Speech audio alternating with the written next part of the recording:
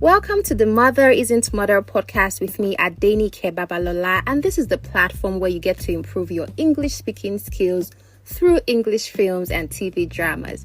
Now, I believe strongly that films are a fun, easy, and efficient way to learn English because you get to listen to the actors and actresses as they speak in a natural and authentic way.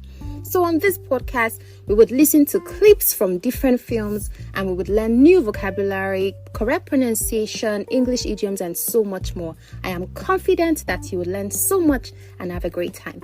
Enjoy your listening. Hello and welcome to the Mother Isn't Mother podcast with me, Adenike Babalola. And today we are looking at episode 4, which is titled The Intern, 15 English Speaking Lessons. Okay, so if you've been listening to previous episodes, you will know that I have focused on 3 lessons, 5 lessons. But this time around, I decided to experiment with more lessons. So we are doing 15 lessons today. But before we proceed, I would like to give a shout out to you wherever you are listening to me right now. And this is just my way of saying thank you so much for tuning in. So the very first on my list all the time is Nigeria, my very own people. Thank you so much, Modukwe. Next we have Canada, the United States, Germany, Finland, South Korea, Japan, Indonesia, Bangladesh, the United Kingdom, France, Singapore, Iran, Turkey, Afghanistan, Italy, Cameroon, Qatar, Poland, Myanmar, Kazakhstan, India, Rwanda, Cote d'Ivoire, Taiwan, Australia, Nepal, Ukraine, Indonesia, Netherlands, Iraq, Vietnam, Saudi Arabia, Azerbaijan, and finally the newest country in town, Armenia. Okay, so somebody joined in from Yerevan. Thank you so much. I see you, I feel you, I appreciate you. Okay, so let's move on to the next part of this episode. And you know, the way I like to start is with something encouraging, something that gives us a reason to believe that you can actually do this. And I'm going to be sharing the story of the popular story that we all know, the story of KFC, the founder of KFC. So his name is Colonel Harlan David Sanders, and you know, it's popular knowledge that he did not, franchise his business until he was in his early 60s thereabout. But this is just to show you that age is just a number, as they say. It's not about when you start. It's about you deciding to start. Okay, so whether you are 20 or you are 50 or you are 70, the point is you don't have to give yourself that excuse of I can't do it. Tell yourself I can do it. There is this quote by C.S. Lewis that says, "You are never too old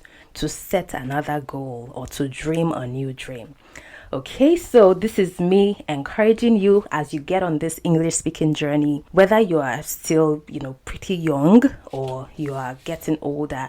This is just me saying you can do this. I believe in you. I am rooting for you and I am here to help you. I'm here to help you make this journey pleasant and enjoyable. Okay, so let's go over the summary of the film we're looking at today. We're looking at the film The Intern. The Intern. Have you seen this movie before? When I saw it, I just finished watching The Devil Wears Prada. And it starred Anne Hathaway. And then you had this Miranda Priestley who was bossy and annoyed. Oh my God. I've watched that movie at least twice. And every time I watch it, I feel like, excuse me. But the truth is, I had a boss like that. It was not for a long time. I worked with her for about, I think, 6 months. And, sometimes I still remember the things she said to me. You need to have mental muscle and all of that. But this is just to say that I found The Intern after I watched The Devil Wears Prada. And this is a 2015 comedy drama film directed by Nancy Meyers. Okay, so you have the story of this 70-year-old widower who just had a lot of free time and wanted to do something, and then he went to the market one day. As he was leaving, he saw some flyers on the information board about becoming a senior intern at a fashion outlet, an online fashion business, and then he decided to try it. And trust me, working with Jules Austin was a life-changing experience for him as well as for her. And we're going to be learning 15 lessons from this one right now, and I'm totally sure that you would love it. Okay, so I'm going to do a quick rundown of the lessons that we are learning. Okay, I'm going to go through the 15 lessons quickly so that you can know it. But before we proceed, I have 2 questions for you. 2 simple questions. So if you have listened to my previous episodes, you know that the episodes were shorter. We had about 20 minutes thereabout for just 3 or 5 lessons. I want to find out, do you prefer longer lessons, longer episodes, or shorter episodes? Do you prefer episodes that are shorter because you're probably busy and don't have all the time in the world to listen? Or do you prefer episodes that are detailed like this one? And I'm sure you're going to love this one. I'm absolutely sure that you will enjoy every effort that, I put into it, because the lessons here are things that, well, sometimes for me, I kind of confuse some things, but we're going to talk about everything together. So the first question is, do you prefer longer episodes or shorter episodes? Now, this is a poll, and, if you're listening on Spotify, you can respond to it. Okay, so you'll find the poll there, and of course you can even send a comment to tell me exactly what you prefer and maybe even why. Now, the second question is, what aspect of English would you like to, improve on? Where do you feel that you can be better? Is it your pronunciation? That's as far as speaking is concerned. Is it pronunciation? Is it using the right tone for words? Is it idioms, phrasal verbs, finding the right vocabulary, knowing what to say in different contexts and all of that? Or is it just your confidence level? I'd like to know this as well. So you can respond to this by going to episode 2, Mr. Deeds, 5 English speaking lessons. So you go to that episode and you'll find the poll for this question to respond to it on Spotify, okay? And if you are not listening on Spotify, if you're watching on YouTube, you can type it in the comments. If you're using Apple Podcast or any other platform, you can actually just click on the first link in my show notes. It will allow you send a text to the show. Now, let's go to the 15 lessons that we're looking at today, okay? So we're going to be learning 10 idioms. We're going to learn 2 idiomatic expressions, 2 phrasal verbs, and 1 slang. Can I just say that? Am I the only one that has always struggled to understand the difference between idioms and idiomatic expressions? I just don't get it sometimes. And even while I was putting this lessons into categories, I kept wondering, is this literal? Is this figurative?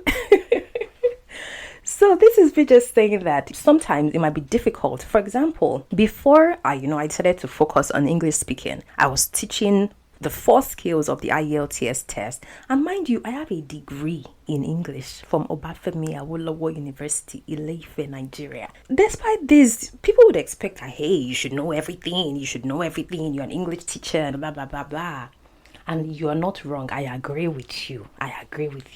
But the point is, there are just some parts of this thing where the difference is so tiny, you don't understand why there's a distinction. But I'm going to help you, okay? So I came up with something like a litmus test to check if something is an idiom or an idiomatic expression. So back in high school and through university, we were taught figures of speech, okay? Where you use language in a creative way to say something simple and make it sound elevated, flowery, and extraordinary. So that's the way you have idioms. Instead of saying something in one, saying somebody died, okay? You say something like, kick the bucket, or something like that. Now, it's not like a literal kicking a bucket, right? You find that is figurative, okay? So idioms are expressions that are written in a particular way, they are said in a particular way, and they don't mean what their individual words mean, okay? So that's what idioms are. And the 10 idioms we're looking at today include time on my hands, come rain or shine, make the trains run on time, the job ages you, give someone the drill, set in motion, love someone to pieces, you nailed it, did not see something coming, back in action. Those are the 10 idioms we're learning today. And then the 2 idiomatic expressions are read in a glance and keep busy. Did you get them? So I've mentioned the 10 idioms and the 2 idiomatic expressions. Now, what are the 3 other things? Okay, so we have 2 phrasal verbs, find the right fit and hang in there. And the final one, which is a slang, is super cash. We're going to find out what that means. So now through this, the film, The Intern, what we find is this brilliant entrepreneur, Jules Austin, who started this fashion brand about 18 months before. She was successful, she was thriving. She went from, barely 20 staff to over 250 and all of that. And this is, she has a lot of plans and dreams, and she's so in charge of everything. But then it feels like she's quite overwhelmed, right? And so there's this conflict, or she has to get a CEO, a seasoned CEO, to come and be in charge of everything in her organization. And she doesn't want that because she knows she's good enough. She has brilliant ideas that she wants to execute. If you're a small business owner, you understand how this thing works. You know that the ideas flow through your mind. You get the inspiration. You know how you want to execute it, right? And if you're a fashion brand, if you own a fashion brand or something, you know the kind of impression that you want to make on potential clients or customers and all of it. But then the coming of Ben Whitaker, and he calls himself Whitaker, he does not sound the T, into this organization changes a lot of things for Jules, because she eventually finds a friend and a confidant in this older man, and she's able to learn from him. He's also able to learn from the young people in the brand. The company is called About the Fit. Okay, it's a startup. It's called About the Fit. He learns a lot. He shares his knowledge. He stands out and everything. And he pulls some stunts too. Okay, there were some very amazing scenes that I loved when watching this. And this is me just saying that besides the lesson of you're never too old to do something, there's also that point of, as a young person, believe in what you believe in, and you would have the right people to back you up. Jules believed that she did not need a CEO to stand in and run a company. And trust me, Ben Whitaker was there to help her understand that if this is what you want it. And of course, she had some rough things with her marriage and everything, but eventually they figured it out. Okay, so now let's go into the very first lesson. Okay, lesson number 1. Now, don't forget that you can get a summary of these lessons on Pinterest. You can download it as a pin so that you follow along, or you can refer to it from time to time. You can also read a blog on it on Medium. Okay, so that is it. Now let's look at the first 10 idioms. You know the way it works, and if you're new, let me just remind you. Let's go over it again.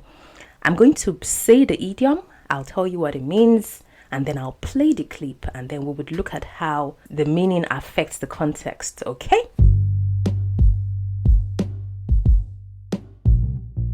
Number 1, the first one we're having is time on my hands. That's the first idiom, like having time on your hands. But remember that idioms are not literal. They don't mean the exact things that their words say, but there's this meaning that you get from it. Okay, and this means that you have free time. You are free, you are idle, you are not occupied, you don't have anything to do at a particular time. So I'm going to play the scene. I'm going to play the clip where this idiom was used in the film The Intern, and then you're going to listen to what it means. As you can imagine, that's given me some time on my hands. My wife's been gone for 3.5 years. Okay, as you can imagine, that has given me some time on my hands. As you can imagine, my wife has been gone for 3.5 years. So in this scene, Ben is recording the video because it was told for the ad, the job ad, it was told to send a video, record a video and post it on maybe Vimeo or YouTube or something. So this is him recording the video, and he says, I have some time on my hands. Okay. So that's just the beautiful part of this experience, learning on the podcast. You get to learn the expression, and then you get to see, or you hear how it is used in the film. Did you get it? Okay, now let's go to the second one. And the second one is come rain or shine. Rain or shine. Okay, so what does this idiom mean? What does the idiom come rain or shine mean? Now it means that no matter what happens, I am there for you. No matter what happens, something is going to happen. Okay, so no matter what happens, A would remain A. Okay, and so that's what this means. It means that no matter what happens, under any circumstances, something is going to be there. Okay, so if somebody assures you, Come rain or shine, I will see you tomorrow. It means they will not disappoint you. They will show up. So I'm going to go ahead to play the clip where this expression was used, and then you would learn. Go somewhere. Anywhere. Come rain or shine, I'm at my Starbucks by 7:15. Come rain or shine, I'm at my Starbucks by 7:15. Did you get that? Okay, so Ben is still talking in the video, and he says no matter what happens, he goes to Starbucks he's there already by 7:15. The beauty of this thing is, you know, the way we have back in Nigeria, there's always a church or a mosque on every street. That's the way you have a Starbucks store almost everywhere, you know, right where I am in South Korea. The coffee culture is just beautiful. It's everywhere and all of it. So that's by the way, right? So that is the second expression, come rain or shine. Come rain or shine. Oh, in Korea, I think rain is called biga, something like that. Bigger, yeah. Like I just have that idea of, okay, something bigger, the sky is bigger, water comes from the sky. That's how I remember. Okay, so let's go to the third one. Did you get the first two? Time on my hands. Okay, you use it when you're saying you're free. Okay, you know, since retiring, I've had a lot of time on my hands. And then for come rain or shine, you have I'll be there for you, come rain or shine. Okay, now let's go on to the third one, and this is make the trains run on time. Make the trains run on time. Is this really about trains? No, it is not. It's not literally about trains. But this is an expression that can be used in like a business setting to say that you want things to work the way they should work. Okay, something should be effective, or it should be on schedule, or you should just move the right way. So Jules uses this expression when she is talking with Cameron, and it tells her about the plan of their investors to bring in a CEO, and she's disappointed. She cries and everything. And I'm just going to pause and you're going to listen to it. Aston could get away from us. Our investors just think that a seasoned CEO could take some things off your plate. That's all. Just free you up to do what you do great. You come up with the ideas and let somebody else make the trains run on time. But Cameron, this new... Okay, do what you do best and let somebody else make the trains run on time. So that means it's trying to tell her, Cameron is trying to help her to see that she does not have to do everything, but she feels like she has the ideas. She has made the company this successful in 18 months. So why would anybody doubt her capacity and, everything? So this was a tough scene to watch because it was a vulnerable moment where you see this gigantic, all capable entrepreneurial lady who is in her, mid-30s. All of a sudden you find that it feels like somebody is questioning her ability to run things, and I understood it. Okay, so that's the idea of make the trains run on time. When you use that expression, you're trying to say that you want to get things to work as they should. Did you get it? I believe you did. I'm proud of you. Let's keep going. So the fourth idiom is it ages you. The job ages you. Now you find that the secretary, Becky, uses this expression when Ben has a meeting with Jules and she has to help him get in, prepared to go in and see her and everything. Anyways, let me play the clip and you're going to learn when you say something ages you, what do you mean? It's a new senior intern program. It just started today. Oh my God. How old are you? 70. You? I'm 24. I know I look older. It's a job. It ages you. I know I look older. It's the job. It ages you. Did you get it? I know I look older. It's the job. It ages you. It makes you look older. Did you get it? So when you say that something ages you, like in this context, the job ages you, what she means is the job makes you do a lot of things. You're stressed, you're working hard, you're always showing up, you're not sleeping well, you're not eating enough, and all of it. Okay, so if you do anything that ages you, maybe you do something that has to do with a lot of physical labor or a lot of mental work, you sit down for long, or you task yourself for a long time, it's possible that that job is aging you. And it might not even be a job. It might be something you do for fun. Who knows? Okay, so let's look at number 5. Idiom number 5 is give someone the drill. Give someone the drill. This does not mean like drill.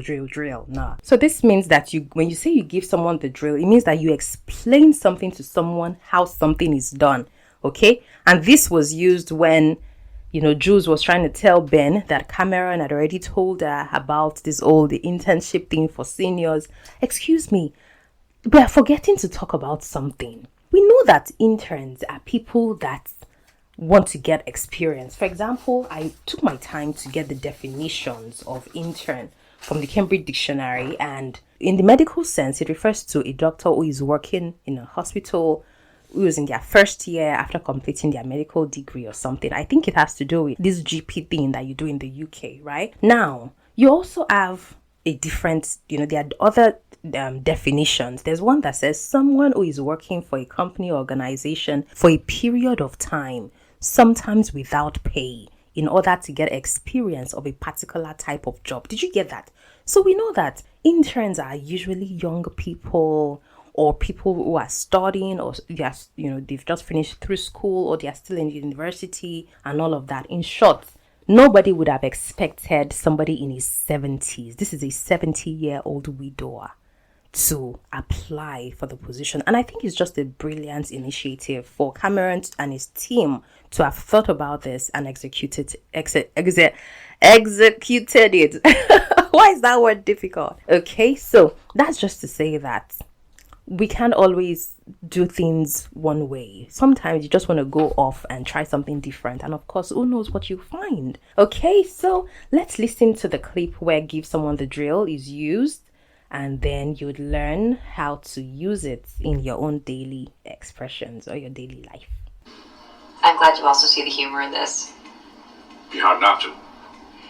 So, Ben, I was gonna say, what is a nice guy like you doing at a place like this? But Cameron gave me the drill, so can I just be honest with you? But Cameron gave me the drill.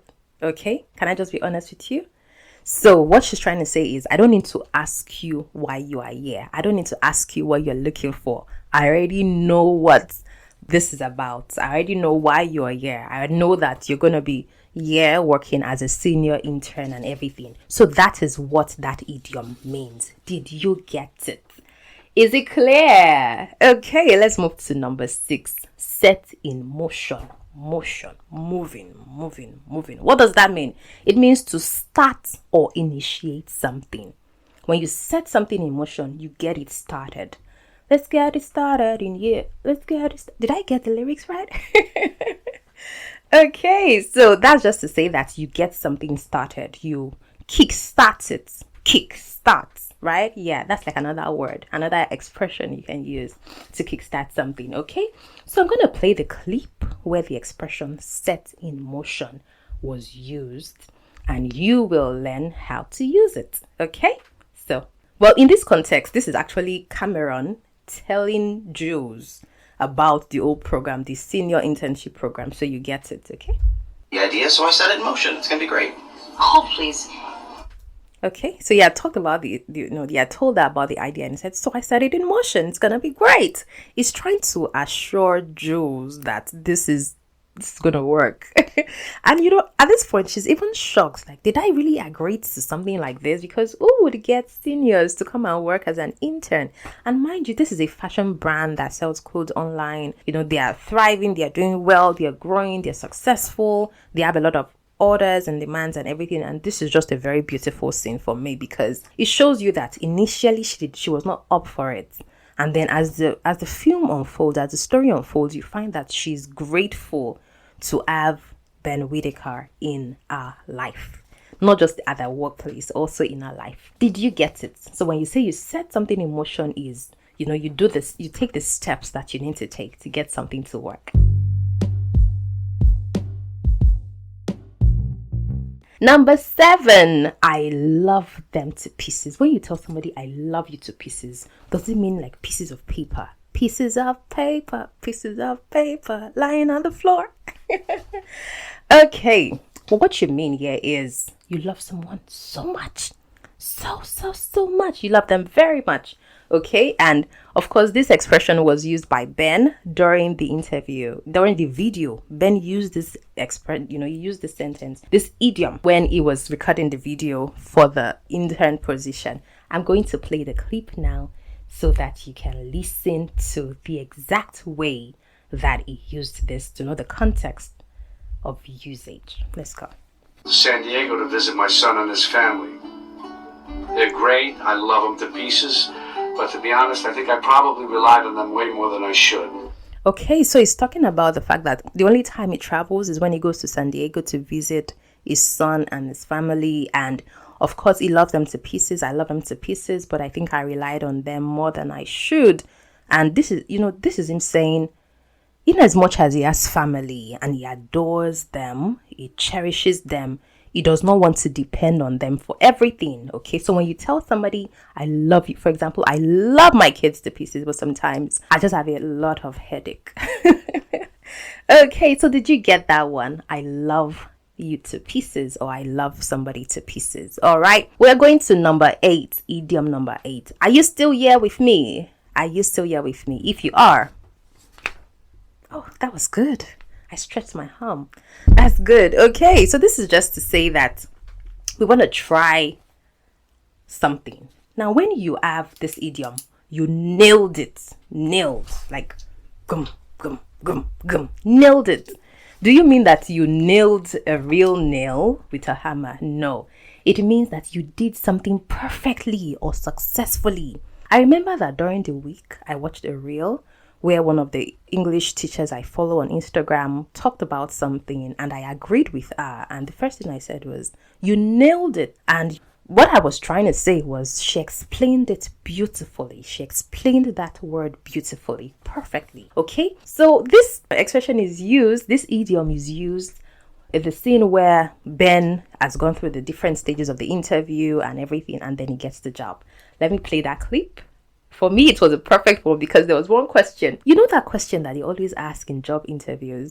Where do you see yourself in 10 years? That was a question it was asked. And for somebody that was already 70, where do you expect him to see himself when he's 80? Please. That was hilarious. That was a fun one for me. And I'm going to play the clip so you will get how it was used. Okay, let's go. And you're clearly more than qualified for this job. You're actually like way overqualified, and we were so impressed. You had great interviews, great video.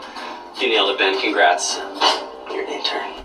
You nailed it, Ben. Congrats. You're an intern. Okay, so this is just telling him he did excellently. He did so well. So we're moving to number 9. Did you get the one about you nailed it? So when you do something so well, maybe you do a presentation or you said something and everything, the idea is you nailed it. You did perfectly. You did something well. Now, number 9, you did not see something coming. When you say, I did not see that coming. I did not see that coming. What do you mean? Jews used this expression when Cameron told her about the idea of a CEO coming to step in and monitor how she does things or guide the affairs of the company. And it was a very disappointing and shocking thing to have to learn that people think that you're not doing a fine job. It's just heartbreaking. But I'm going to play the clip and you're going to learn how this was used. Okay? Okay. Of meeting with some potential CEOs. Wow. I did not see that coming. Wow. I did not see that coming. Okay? I did not see that coming means I'm surprised. I'm shocked.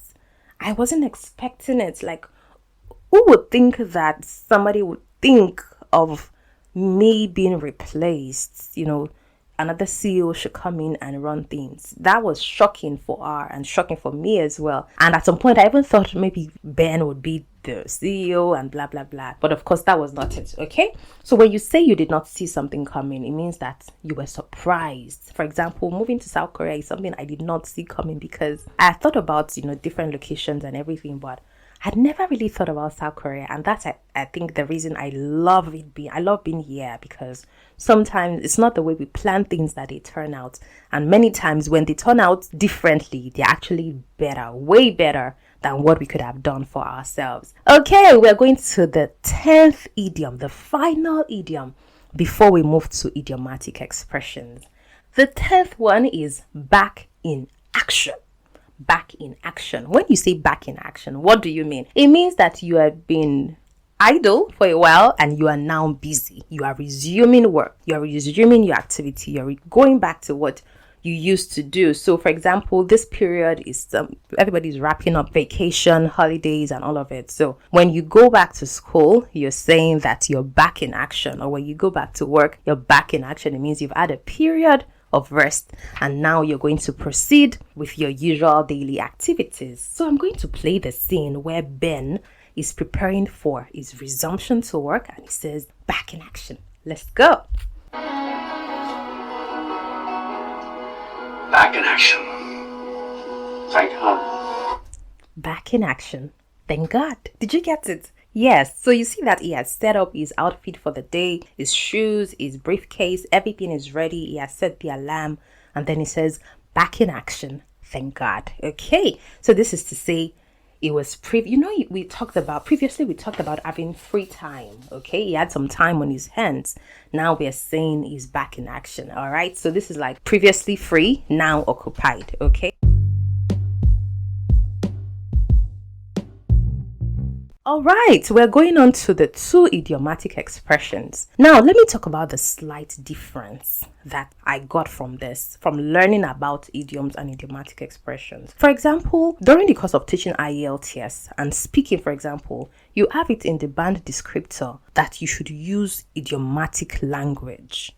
Now, idiomatic language means that everything you use does not have to be literal. Some things can be said figuratively because that's the way native speakers talk. That's the way language is used in a natural sense. So when you use idiomatic language, it does not necessarily mean idiomatic expression, and it does not only mean idiom. So idioms will always be figurative. They will never mean just what the words themselves say. For example, the ones we use, you nailed it, time on my hands, all of those things don't mean the exact things in the word, right? Or the exact words that you can hear or see. But when it comes to idiomatic expressions, all idioms are figurative because idiomatic language is figurative. All idioms are figurative, okay? They are idiomatic expressions. But not all idiomatic expressions are idioms. This is where my head begins to ache me. This is where I just feel, why now? So this is it. All idioms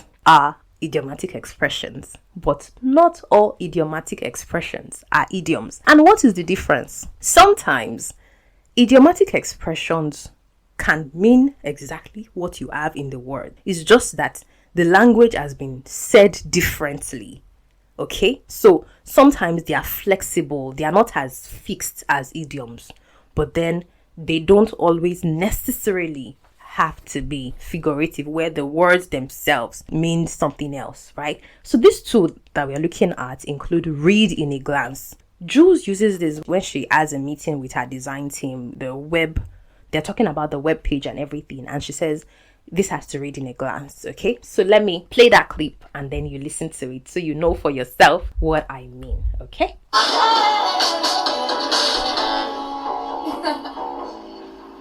Okay, you guys have to remember the homepage has to read in a glance. Okay, you guys have to remember that the homepage has to read in a glance. If you're into, e-commerce and all those things, you know that the very first page that your customers see or your potential buyers see have to read in a glance. That page has to read in a glance in the sense that they should be able to get all the information quickly. Just by looking at it in 1 second, they know what it is. They know what value you can offer them. Okay, so that's what you mean when you say read in a glance, to understand something quickly. All right, that's what she means here. So that's why if you own a business or you're into anything related to online, make sure that the platforms you use, your logo, your text, your colors, your language, everything conveys your message quickly. And I think that's what they say for YouTube, that your thumbnail, has to be perfect and everything. And I guess that's what it means. Read in a glance. Okay, did you get it? So that is it for the first idiomatic expression. So you know that read is still read, but it's not necessarily like the long read. Read in a glance means you see it, you know it. Okay? Oh, I like that. You see it, you know it. Now the next one is keep busy. When you say you keep busy, what do you mean? Busy and keep. Is it that you are keeping busy somewhere? Let's get it. It's still quite straightforward, okay? But let me play the clip so you understand the context. All right? Did you know we heard? Oh, did yesterday's numbers come in? Yeah. I noticed my internship keeps busy. Mr. Congeniality. Okay, I noticed my intern sure keeps busy. That's what Jules says when she sees Ben working with other people. She finds that he has been engaging himself, helping people around the office and all of that. And mind you, their office is just one floor. They talk about the fact that nobody has their own private office. In fact, Jules rides a bicycle. She rides a bicycle through the office because they are high on communication and interaction and everything. So in this context, she says she noticed that our intern keeps busy, and what she means is he stays occupied. And of course, he's doing this because since he had been assigned to her as a personal intern, she had not sent him any email. He would check his email every day, but nothing. Blank. Crickets. And so what we have here is he has begun to engage himself. He's helping people around the office to deliver stuff, to work on things, to learn and everything. And then Cameron replies, Mr. Congeniality is a very big hit. Everybody loves him. So when you say you keep busy, it means that you engage yourself, you occupy yourself when you realize that you really don't have anything to do. Okay? Did you get it? So we're going on to phrasal verbs and the slang.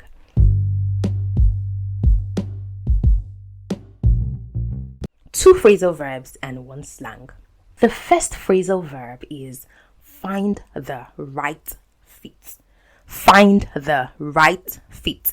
When you say you find the right fit, it means that you locate or you choose something that is suitable and perfect, appropriate, either for you or for a context or for a situation. Now, this phrasal verb was used when Ben was going through the interview process, and one of the ladies that met him from the talent acquisition team used this to say, okay, this is what we're going to do today. It's not just about business and all of it. So let me play the clip for you to listen to. Did you screw up at the vendor? There's going to be a couple of interviews today, Ben. We want to make sure that we both find the right fit. We want to make sure that we both find the right fit. Okay, so what she's saying is they have interviews, they're going to do a lot of things, but they just want to ensure that they do the right thing. Business as usual is not their own thing. They want to go straight to the point. They want to ensure that the job is good for him and good for them. Okay, so that's what the phrasal verb find the right fit means. Now the second one is hang in there. What does the phrasal verb hang? Remember that phrasal verbs combine verbs with like prepositions and other parts of speech, usually to mean something new. Okay, the meaning is different. We have talked about find the right fit. Now find in this context is a verb, right? And then hang in there also is a verb. Okay, so what we have here is when you say hang in there, it means don't give up, don't allow pressure to bring you down. Stay determined, stay persistent, even if things are difficult and all of it. So I'm going to play the clip where somebody used this expression with Ben, and then you figure out what it means. Two, Jules Austin. Unfortunate. Hang in there. Okay, so this is the part where this is like the first day at the startup about the fit, and then they've been assigned. There are 4 new interns, 3 older people and 1 young guy, and then Ben realizes that he has been assigned to Jules Austin, and then somebody says unfortunate. But then Davis, the guy who gave them like the welcome or the orientation, said hang in there to Ben. And this just gives the impression that Jules is one difficult person to work with. But then we're going to eventually, as you watch the film, you realize that she's just somebody that wants things to work. and she has ideas. She knows she wants to be involved in everything. I saw a word that described harried. When you say you're harried, it means you are worried, you're overwhelmed, you have so much to do, and you just want to do it and get it done with, okay? So that's it. When somebody says hang in there, they're telling you be encouraged. Don't give up. Keep going. Be persistent. Be determined. You can do it. In Korean, they say "hal수있어" to say I can do it. Okay? And that's what the phrasal verb means. We have find the right fit, find the right fit, and then hang in there. And the final one on the list is a slang.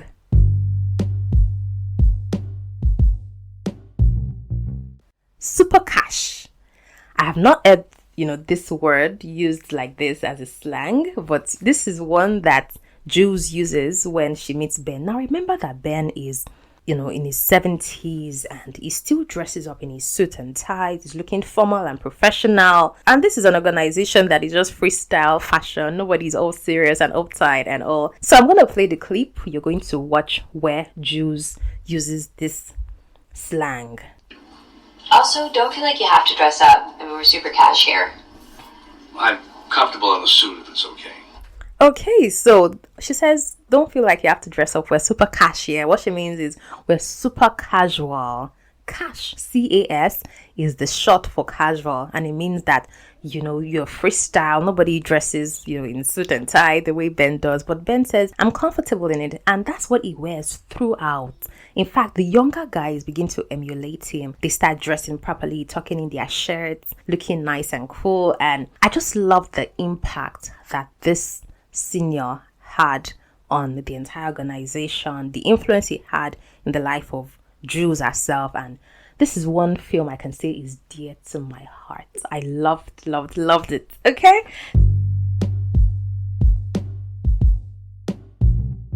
So it is quiz time. Do you remember? It feels like you learned a lot and your head is probably full by now. Okay, but we're going to run through. I'm going to ask you just 3 simple questions just for you to refresh your memory and be sure that you remember the things that you learned. Okay, are you ready? I am ready. Are you ready?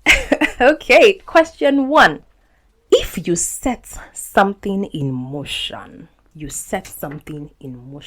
what are you doing? You set something in motion. What are you doing? Option A, you're stopping an activity. Are you sure? Option B, you are starting or initiating something. Option C, you're observing something closely. What is your answer? Okay. Did you get it? Right, let's go to number 2. What does read in a glance imply? Read in a glance. Option A, to take a detailed look at something. Option B, to understand something quickly. Option C, to overlook important information. What do you think it is? Are you ready for number 3? Let's go. If you need to find the right fit, what are you trying to do? Okay. Option A, locate an appropriate match or solution. Option B, adjust your clothing. Option C, repair something that is broken. What is your answer? Okay, I leave that to you. And very quickly, I'm going to run through my personal language learning strategies. Remember that I am learning Korean. If you have listened to my previous episodes about, Emily in Paris, Spanglish, Mr. Deeds, if you have not listened to them, this is a reminder for you to listen to previous episodes as we proceed and expect new episodes. The pattern is 2 episodes per month, so that you have the time to learn these things and then put them to practice.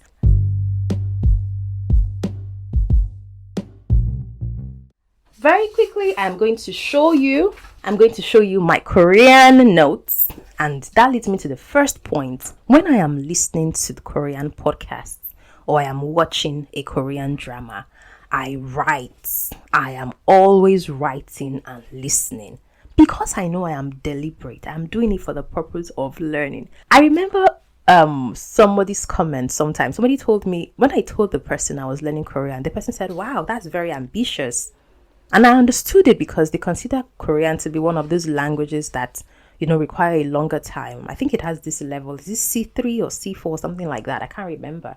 But this is just to say that Korean is not one of those languages that are super easy to learn. And for example, based on my research and everything, I know that I'll be committing at least 4, 5, 6 years to learning Korean. And I don't mind because I'm homeschooling my kids, I'm growing the podcast.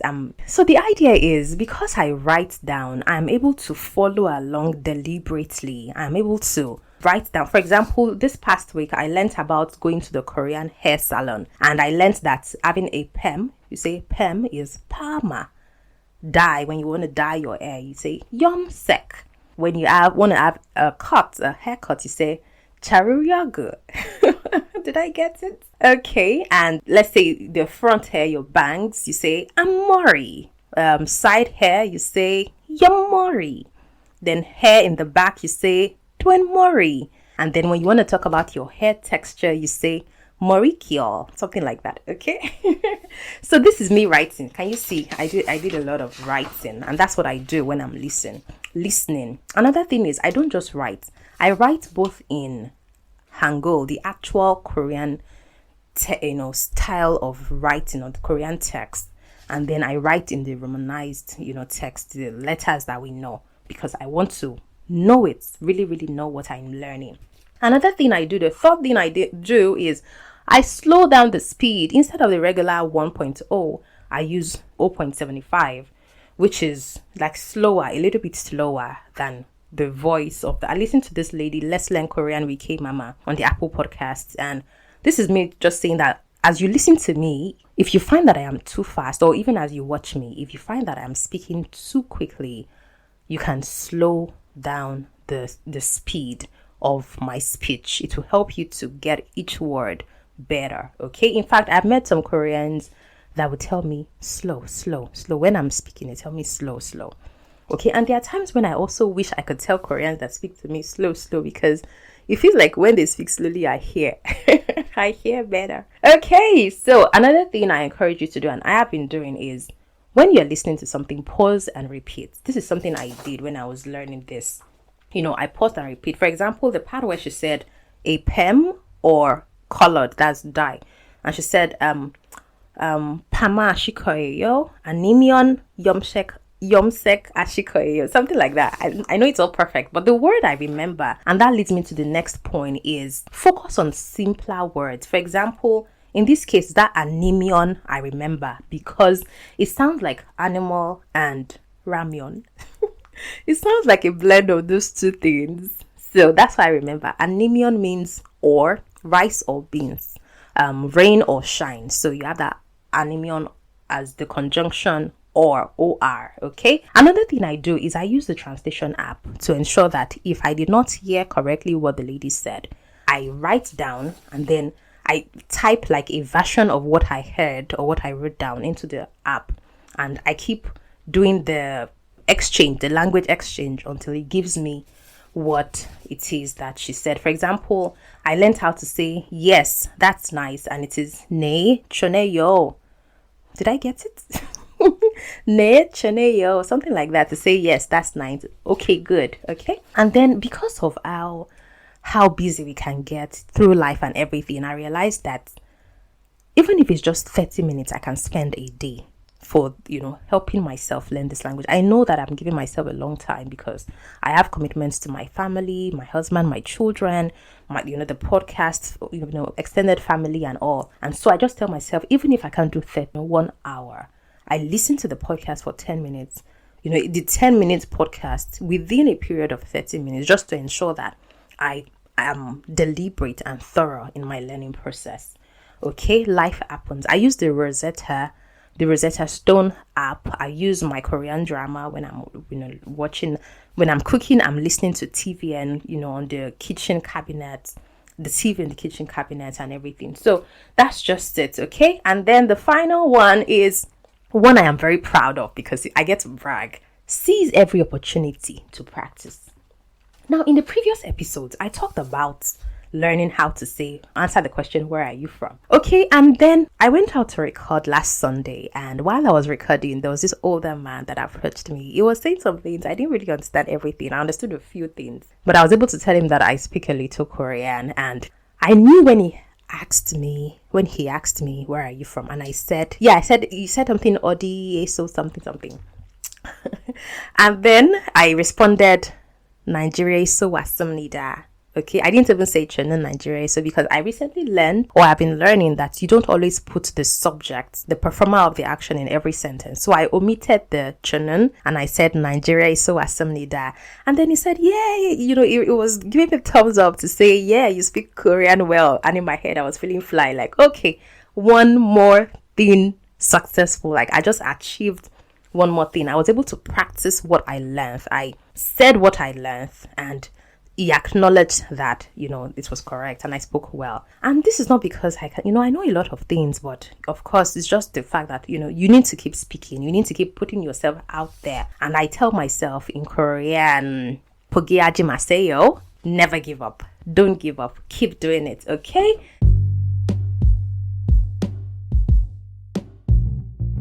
So that is it for today. We've completed all our lessons, and I'm just going to run through everything very quickly just to remind you of all that we learned. We learned 10 idioms. Time on my hands, come rain or shine, make the trains run on time, the job ages you, give someone the drill, set in motion, love someone to pieces, you nailed it, did not see that coming, back in action. And then we learned 2 idiomatic expressions, read in a glance and keep busy. We learned 2 phrasal verbs, find the right fit and hang in there. And we learned the slang super cash, okay? This is a super cash, outfit. I'm wearing this light sweatshirt and then my blue pants, okay? So thank you so much for spending this hour of your day with me. I am pleased and I am thankful. I am grateful that I could share all of this with you, and I am excited for all of the other lessons that are going to come in future episodes. So make sure you practice with these things, use my personal strategies, make sure you remember these idioms, you can save them somewhere, and of course I will see you again in the next episode. Don't forget that you can also watch the full film on Netflix. Okay, you can watch the full film on Netflix. And of course, there are other episodes that you can learn from as well. Whether you are listening on YouTube, Apple Podcasts, Spotify, wherever you are, please subscribe or follow me so that you don't miss another episode. You don't miss our notifications and all of that. Till we meet again, keep speaking English confidently. Thank you. See ya. Bye.